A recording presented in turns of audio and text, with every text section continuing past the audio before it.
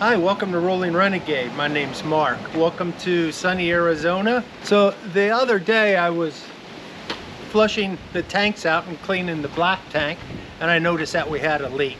So that's what we're going to fix today. If you come around here, I'll show you what we need to do.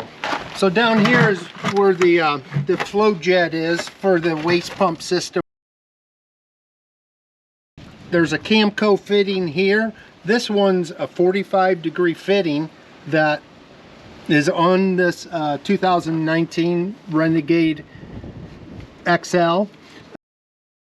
It's connected with like a corrugated rubber hose that's actually got a metal band spiraled in it. One thing I noticed, these clamps do not pull up tight on this hose because of that metal band.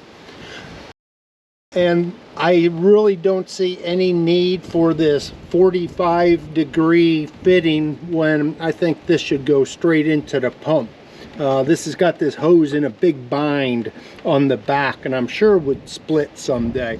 So what we're going to do today is we're going to replace this fitting.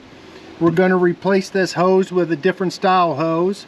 Then while we have this apart, we're going to go ahead and put new seals in this housing on the Flowjet. So let's get started. So this is the hose, this is the fitting we're going to get rid of. This is the corrugated hose we're going to get rid of. And I'm even going to get rid of these hose clamps like this. I bought some really nice T-clamps to put on here that I know won't come loose in weather changes. Let me grab that stuff and I'll show you.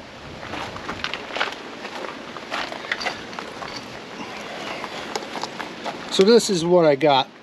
This is the straight Camco fitting that's going to go on our existing pipes inside. All of this was purchased off of Amazon. These are the 3-inch T-style clamps that you'll tighten up with a ratchet. These won't come loose when the weather gets hot and cold. And I also purchased this silicone, 3-inch silicone. I think it's a 2-ply hose. It's for automotive use. I think it's used on turbochargers, but it was really affordable on Amazon.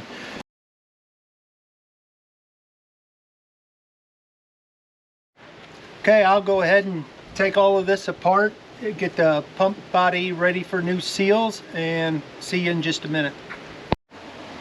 Okay, so I got everything taken apart. Got this piece taken off. You can see how this hose is kind of in a big bind, and there's just really no good way for these clamps to pull down on this hose with the piece of metal that spirals through this hose to get a good seal. Took this hose off of the side of Flowjet. It was a really tight squeeze. So I had to split it here. You can see where I cut it. So I'll end up cutting off a piece of this, throwing it away when I reattach, so I have a good seal on this fitting. So let's go ahead and take apart this pump. These 4 bolts need to come out first. That'll get us closer to this pump housing. It's a 5/16 socket on these, and they seem like they're just snug.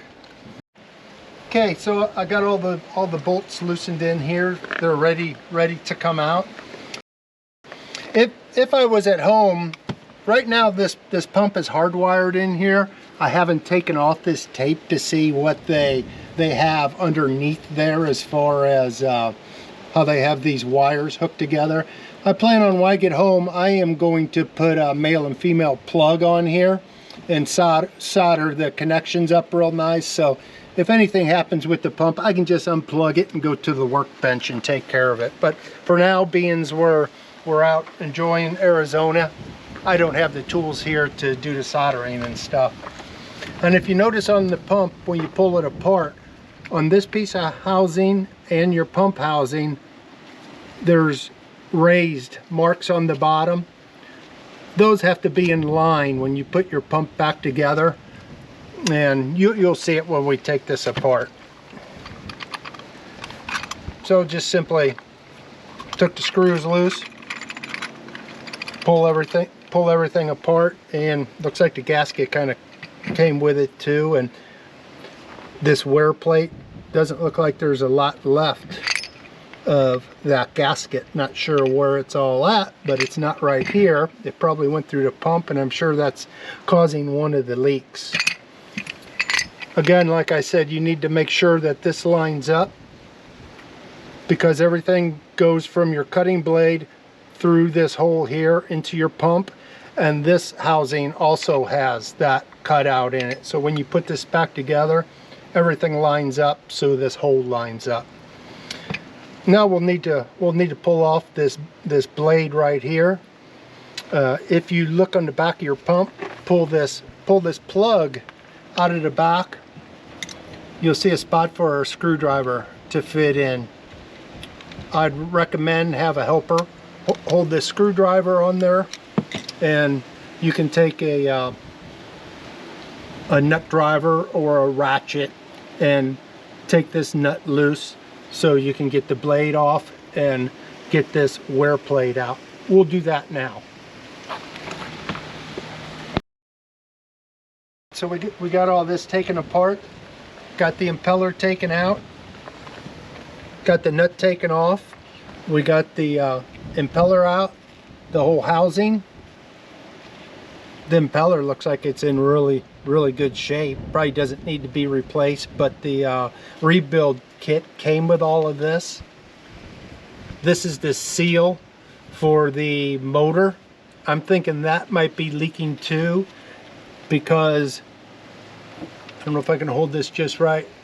You can see where water's leaked out right here. So that was probably that seal leaking, and I'm thinking there was hair and stuff on that seal. Maybe that's why. So we'll go ahead and put this back together with new parts. Okay, so we got everything all lined up. We got one of our gaskets on behind this wear plate. Line those up with the holes. And line our plate up. Well, we'll take it off and do it again here. Get all these holes lined up. These gaskets are really thin, and seems like you could tear them pretty easy. So we got those lined up. Next thing we need to do is put our impeller on, and there is a little tab on the impeller that lines up with the flat on that motor shaft. So that'll go on there right like that, lined up with that flat. And remember, when we put the nut on, it has the 3 triangles on one side. Those will be facing out towards you. Okay, so we got our impeller back on. We'll put our next gasket on. Again, making sure nothing's obstructing that hole, like pieces of gasket would tell us that it's not on correctly. And we'll put this housing back on. Now on this housing, there's 2 long bolts and 2 short bolts. The 2 long bolts for mine were the top and bottom bolt. The short bolts were the right and left, which if you had the short bolts in a long hole, it'll just drop in there, so you'll just know it's in the wrong hole. It's really no big deal. We'll line all this up, get the bolts dropped back in, and that housing on. Might have to play with it a little bit just to get it there. I'll go ahead and take these bolts out and try to get just one lined up for now.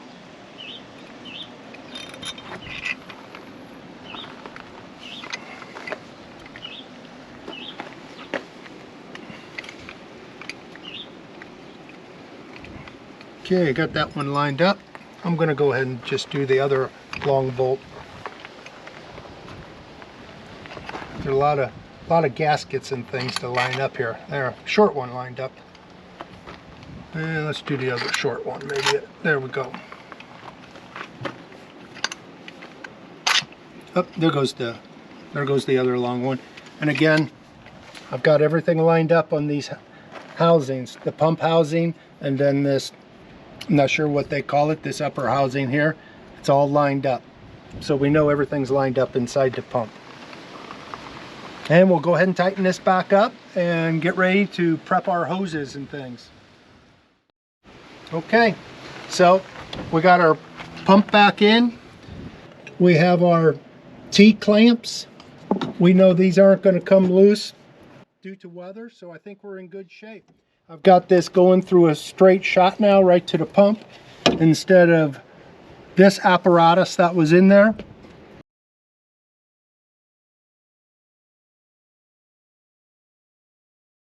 All right, I think we're good to go. Thanks for watching. Don't forget to like and subscribe. We'll see you next time.